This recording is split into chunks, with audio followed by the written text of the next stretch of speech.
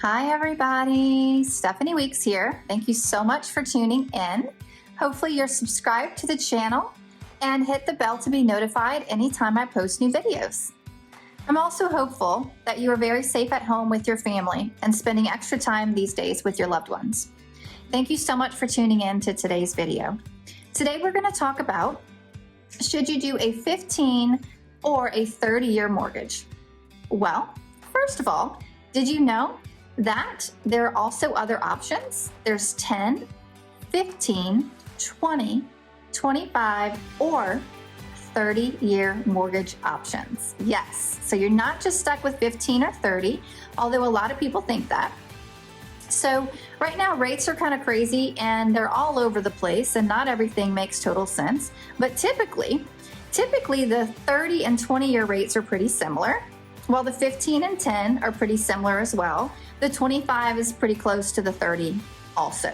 So should you do a 15 or 30-year mortgage? Well, the easy answer is, if you can afford a 15-year mortgage, I would absolutely always do that in any case. Many times you're going to see a 0.5% difference in your interest rate. That's a lot of things changing with that right now, but that's from my 16 years of experience until the last few weeks. But so you're typically going to save a good bit of a difference on the rate between the 15 and 30. It's a nice reprieve, a nice gift, right? And of course, you're going to have 15 years left of principal and interest mortgage payments. So that's a huge savings on top of the interest savings, correct? Correct. So with all that being said, a 15-year mortgage is going to save you a tremendous amount of money. A lot of people think that your payment gets doubled on a 15. So let's use an example. Let's say if your payment is $1,000, right, for the 30-year, it doesn't mean that your payment's going to be $2,000 to go to the 15. I would say that it's probably maybe a 40% increase, give or take, right? So it's not a double or a 100% increase to take that difference. Here's the really cool thing. There is no cost or obligation to have your loan officer run both scenarios for you.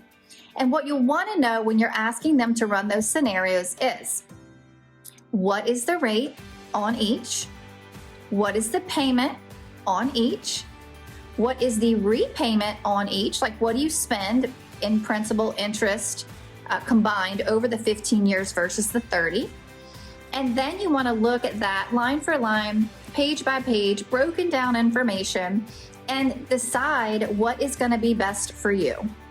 Many people love the option of a 15-year mortgage, but you really can't afford the payment, right? And that's, most of us can't afford the 15-year payment. So 30 years is a great option. It is the most common option, but don't forget about those others, such as the 10, 15, 20, 25, in addition to that 30. And you never know. How nice would that be, even if you could do a 25 instead of a 30? Hey, saving money is money. Having your home paid off quicker is a wonderful gift. So I hope this video was educational. And I would love if you would subscribe to my channel. I would love if you would screenshot and share it with your friends. And greatly, greatly appreciate it. And I hope everybody stays safe during these times. Thank you so much.